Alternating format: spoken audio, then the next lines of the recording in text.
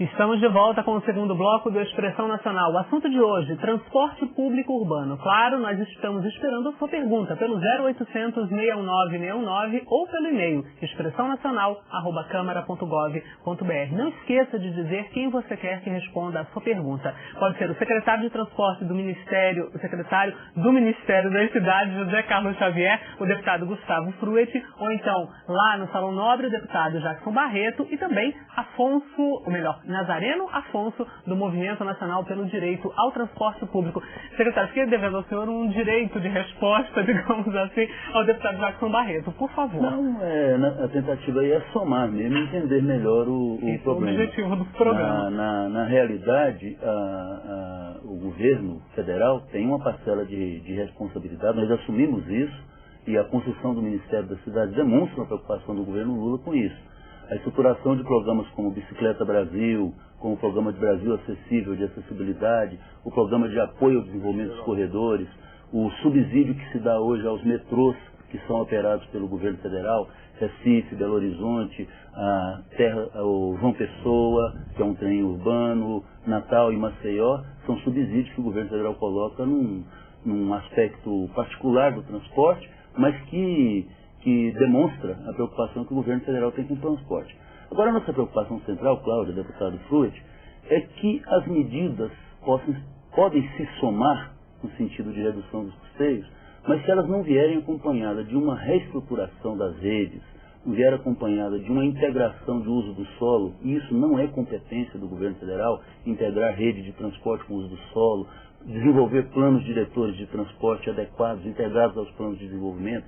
Se essas medidas não vierem acompanhadas de um choque regulatório, o setor de transportes é o setor de serviços públicos no Brasil mais fragilizado do ponto de vista jurídico contratual. São contratos frágeis, contratos que não dão garantia nem possibilitam que as empresas invistam, porque os contratos não permitem esse investimento. Então esse choque regulatório é necessário.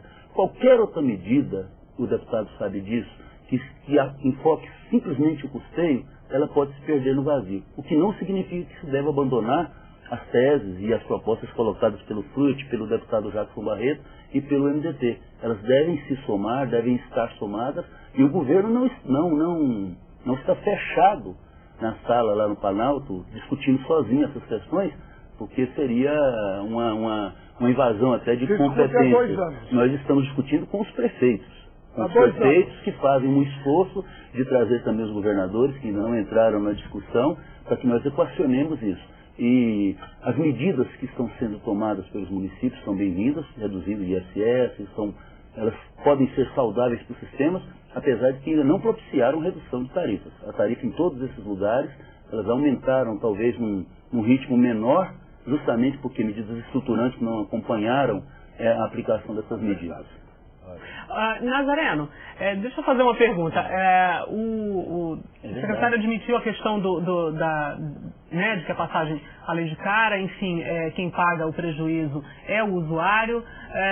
As empresas de ônibus muitas vezes dizem o seguinte: olha, o ônibus que eu ofereço, por exemplo, não é o melhor que eu poderia oferecer, porque eu tenho muito prejuízo, não dá para eu oferecer um transporte melhor. Bom, não tem ninguém nessa cadeia que tenha lucro? Todo mundo tem prejuízo, alguma coisa está errada. Olha, o que nós sabemos, e não há a menor dúvida, é que toda atividade econômica pressupõe um lucro. Né? E então, na área do transporte é uma das poucas áreas que há algum controle social. Se você for perguntar o último aumento de telefonia, de eletricidade, o que foi discutido seriamente nesse país? Quem é que já discutiu competência da área de telefonia efetivamente? A quantidade de um tratamento que é dado ao público nesse setor.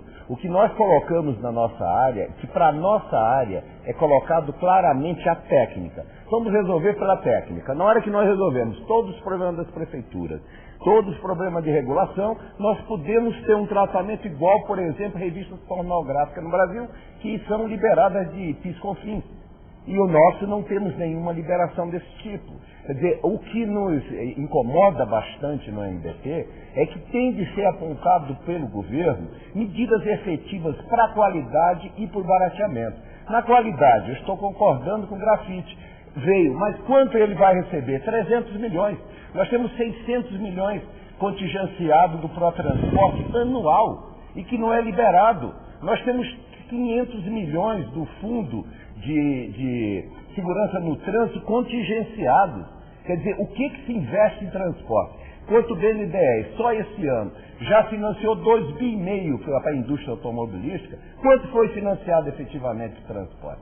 Então, o que nos deixa incomodados é que nós temos de vislumbrar uma posição governamental e o líder é o governo federal. Não há a menor dúvida. Na parte da tributária, vários impostos, como é feito em outras áreas da economia, são feitos dessa forma. É óbvio que o usuário deve estar perguntando, e o lucro do empresário? Sim, o empresário tem lucro, como no bar da esquina também. Agora eu queria ver como é que nós funcionamos no nosso país, quando a renda está lá embaixo, e nós tratamos o transporte como mercado. Nós temos de acabar com essa visão que transporte tem que ser regulado por mercado. Transporte é bem público, é universal. Está à disposição para quem tem carro ou para quem tem ônibus. Quem tem carro e a empregada precisa chegar em casa, ele vai pagar o vale-transporte lá para a empregada para vir. Agora, o automóvel não. Este não é bem público universal. Então isso não é responsabilidade do poder público. Em compensação, temos isenção de ICMS para táxi. Nós temos um monte de isenções por exemplo, de IPI. Só para você ter uma ideia, são 7 bilhões de isenção de IPI por ano para a indústria automobilística, do chamado carro popular. Então, ou a gente muda essa política, essa mentalidade, e deixa de tratar esse assunto como um assunto técnico ou como um assunto que vai se resolver na hora que todos os municípios se estruturarem, fizer todas as racionalizações, e sim, começar por alguma medida. Há um projeto de lei muito bem feito pelo Grafite, há muita coisa bem feita, mas tem de iniciar isso. Nós estamos há 2 anos e meio discutindo e esse assunto não saiu da estaca zero. Deputado Jefferson Barreto, um choque regulatório, como falou o secretário, não pressupõe também, entre evidentemente muitas outras coisas, uma certa boa vontade para sentar e fazer as coisas funcionar? Não, veja o seguinte, todo o respeito que eu tenho ao nosso secretário, eu posso lhe dizer que as ações do governo nessa área deixam muito a desejar. Por exemplo, esse comitê federativo, há mais de 2 anos e meio, discute as ações do governo para o transporte público, para o barateamento. Então tem reunião hoje, reunião amanhã, reunião depois, aqui e ali, de concreto é como o Nazareno. Nós não temos nada. E o governo tem a autoridade de começar por ele, o governo federal, a tomar alguma iniciativa. Você veja bem, eu sou autor de um projeto do Vale Transporte Social. O que é o Vale Transporte Social? Foi um Vale Transporte que nós pensamos, idealizamos, justamente para as pessoas que estão na chamada abaixo da linha de pobreza. As pessoas que estão cadastradas no cadastro único do governo, que atendem aos programas sociais do governo. Esse cadastro esse Vale Transporte Social, teria o objetivo de atender esses 37 milhões de brasileiros que estão aí sem poder usar transporte público, porque não pode pagar o preço da passagem. Eu não vejo boa vontade na área do governo com este Vale Transporte Social, que seria uma medida não de forma efetiva, mas seria uma medida para você atender uma situação da mesma forma como foi criado o programa Fome Zero. Na verdade, está precisando que o governo federal, que é o dono, na minha avaliação, da ação, inicie um processo de alguma forma. Olha, se falou em subsídios, se falou aqui em energia elétrica, em metrô na estante, se falou aqui em diversas iniciativas. Se o governo federal tomar para si alguma iniciativa e convocar os governadores, os prefeitos, principalmente os prefeitos de capitais, os prefeitos das cidades, onde funciona o sistema de transporte, que não são mais do que 230 municípios onde tem sistema de transporte organizado. Seria fácil, porque são 230 cidades que têm sistema de transporte organizado, começaria uma ação através desses 230 municípios, e daí então sim, você iniciaria um processo capaz de atender esse problema. Agora, da forma como está, empurrando com a barriga, o tempo passa e ninguém vê nenhuma iniciativa de forma concreta e de forma objetiva. Ô, secretário, está empurrando com a barriga? Em absoluto. Primeiro que essa discussão não começou há 2 anos e meio. Não, é verdade. Lembramos que o governo federal saiu do transporte em 89 com a extinção da IBTU e do JPOT. E esse governo retomou uma atribuição que ele acha que é no espírito cooperativo da nossa Constituição, que ele tem um papel. O governo federal hoje subsidia 7 sistemas de trem diretamente à tarifa desses usuários. Porto Alegre, Recife, Belo Horizonte, Maceió, João Pessoa e Natal são sistemas subsidiados diretamente pelo governo federal.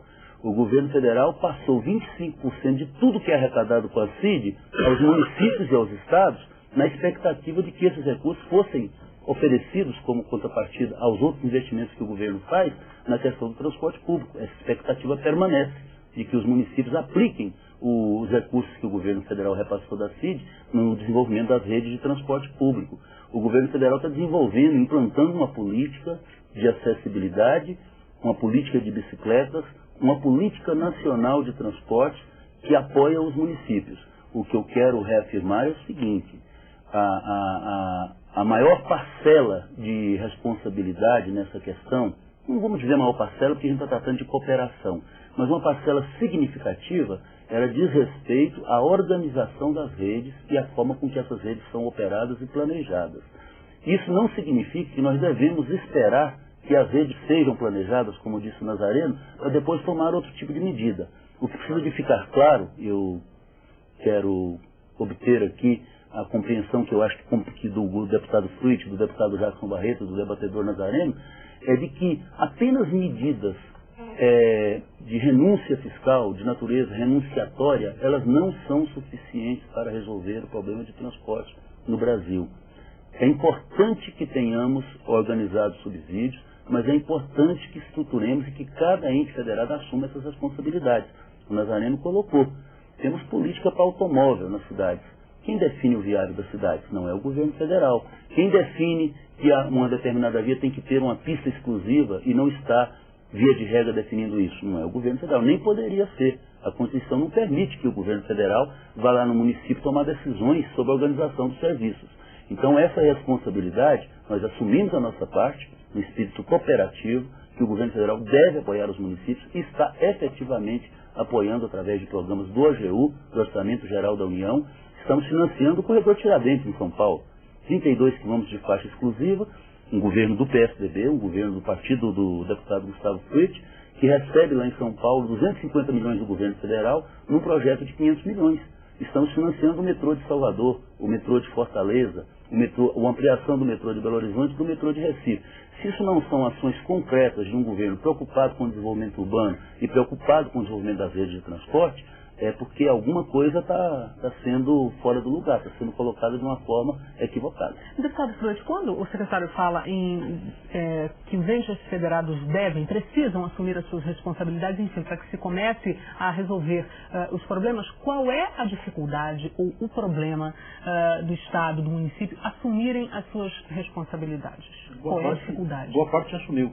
Quando a gente fala no sistema de transporte, é bom lembrar que nós temos, apesar de quase 6 mil municípios no Brasil, mas como disse o Jackson Barreto, e podemos até reduzir isso, em praticamente 10 grandes centros urbanos, nós temos mais da metade dos usuários do sistema de transporte coletivo no país. Clareza com relação à competência e colaboração.